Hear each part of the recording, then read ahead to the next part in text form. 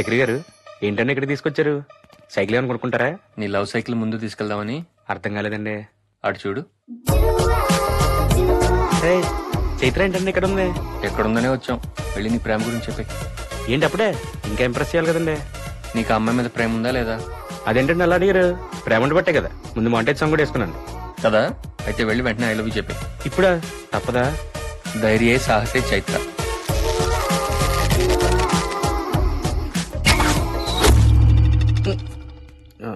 భయం వేస్తుందండి.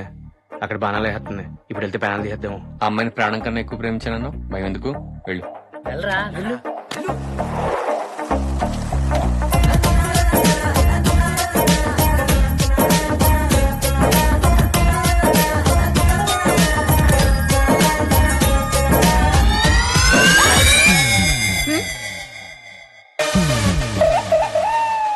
ఏండే ఒక T shirt కొని పెట్టండి.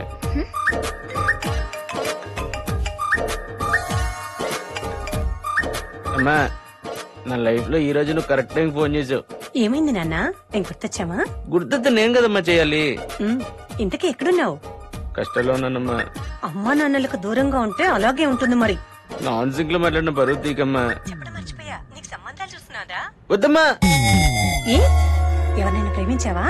అంటే అమ్మా అది. ఎవరా అమ్మాయి? హలో అత్తయ్య, నా పేరు చైత్ర. మీ అబ్బాయి అంటే నాకు చాలా ఇష్టం. నేను పెళ్లి చేసుకుంటా. ఇక సంబంధాలు చూడకండి.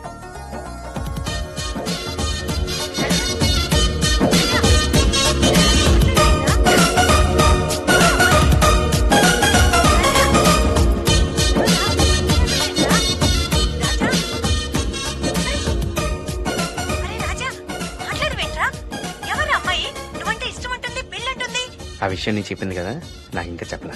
నువ్వు ఫోన్ పెట్టేస్తే నేను చెప్పించుకుంటా.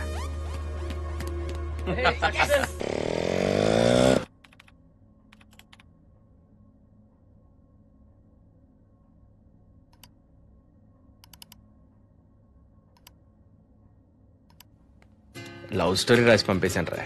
నా లవ్ స్టోరీ కూడా రాసి పంపావా? నీది యానిమల్ ప్లానెట్ పంపుతాం రా. డబ్బింగ్ చేసుకుంటారు. నువ్వు మ్యూజిక్ కొట్టుకోరా, తెగలు తగ్గ.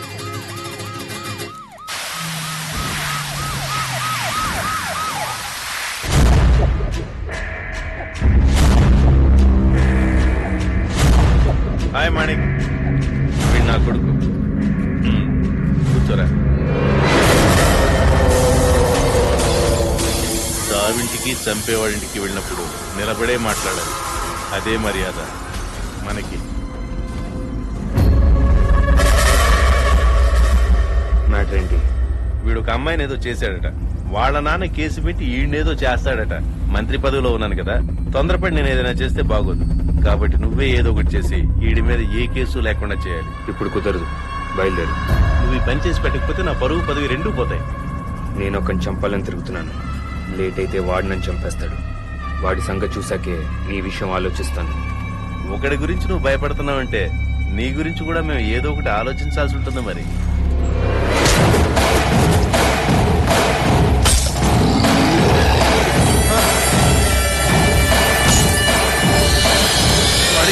వదిలిపెట్టు మాణిక్. కేసు పెడితే కనీసం జైల్లోనే బతుకుంటాడు. వదిలిపెట్టు మాణిక్. ఇదే మాణిక్ గురించి ఏదో ఒకటి ఆలోచించకూడదు. ఇదొక్కటే ఆలోచన ఉండాలి. వీడికి 4 రోజుల ముందు యాక్సిడెంట్ అయి కోమాలో ఉన్నాడని చెప్పు. కేసు కొట్టేస్తారు. ఇదిగో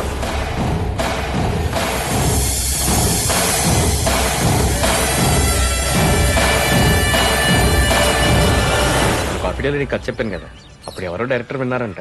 రైటర్ గా ఛాన్స్ ఇస్తాను, లవ్ స్టోరీ రాయమన్నారు. ఓహో, కంగ్రాట్స్ రైటర్ గారు.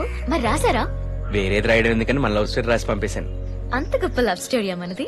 నీకేం తెలుసమ్మా నిన్ను పడేయడానికి పడ్డ పాటలు. దానికి తెలుసు. ఆ రోజులు గుర్తు చేసుకుంటుంటే లైఫ్ లో ప్రతిరోజు హ్యాపీగా ఉండొచ్చు అనిపిస్తుంది చైత్ర. అవునా? అవును. నేను ఇంప్రెస్ చేయాలని నేను, నాకు సపోర్ట్ చేయాలని నా ఫ్రెండ్స్, ప్రేమ కోసం ఏమైనా చేయాలని మా చక్రి ఇచ్చిన ఐడియాలు, అవన్నీ అద్భుతమైన రోజులు చైత్ర. అంత ప్రేమించావా నన్ను? అంతకన్నా ఎక్కువే ప్రేమించాను. మరి నా కోసం తాజ్ మహల్ కడతావా? అన్ని డబ్బులు లేవు చైత్ర, కావాలంటే ఈ నెల నీ ఫోన్ బిల్ కడతాను. అరే రాజా, ఆ డైరెక్టర్ దగ్గర నుంచి రిప్లై వచ్చిందిరా.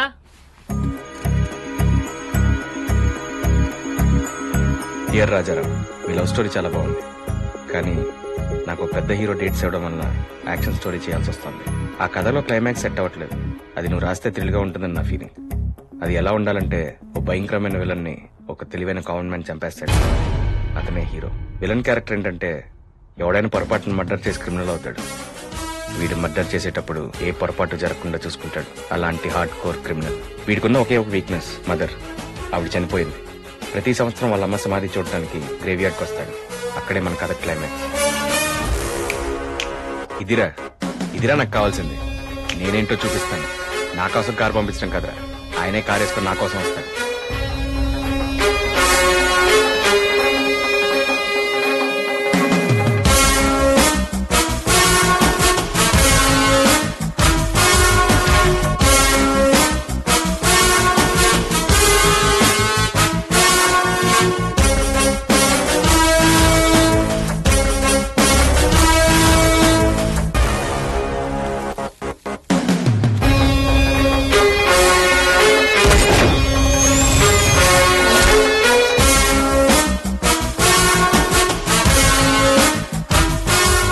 అదిరిపోయింది బా.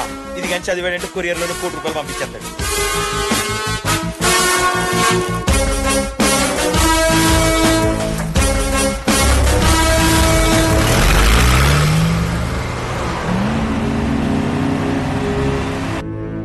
ఈసారి కనుక తప్పు జరిగిందంటే తాట తీస్తాను.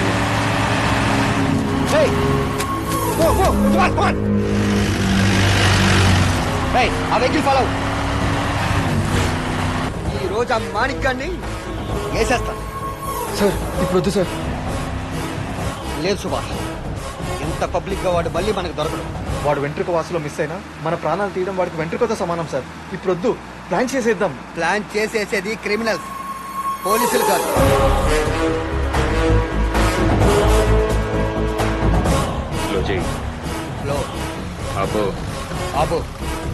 మనం ఫాలో అవుతున్నట్టు వాడికి డౌట్ వచ్చినట్టుంది సార్. వెనక్కి వెళ్ళిపోదాం. ఇప్పుడు మనం వెనక్కి వెళ్తే ఆడి డౌట్ నిజం అవుతుంది. వెనక్కి పోనీ.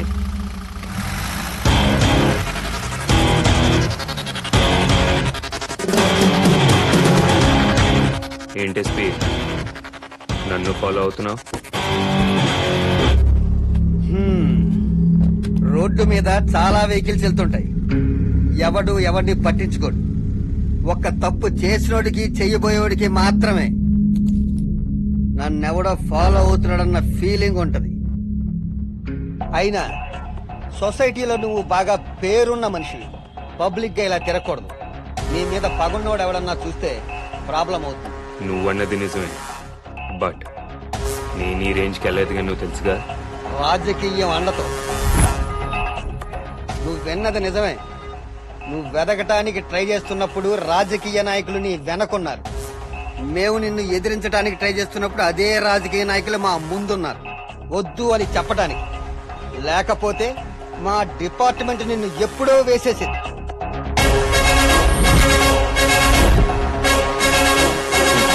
మానిక్ని వేసేయటం అంటే ఎవ్వరూ లేవకముందే ఇంటింటికి తిరిగి పాలు పేపరు వేసినంత ఈజీ అనుకున్నావా ఎస్పీ?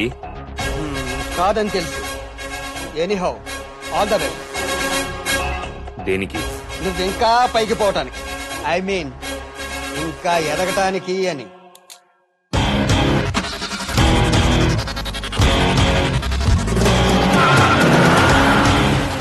వీడి మీద నాకేదో డౌట్ గా ఉంది. వాడిని అబ్జర్వ్ చేస్తాం మానిక్.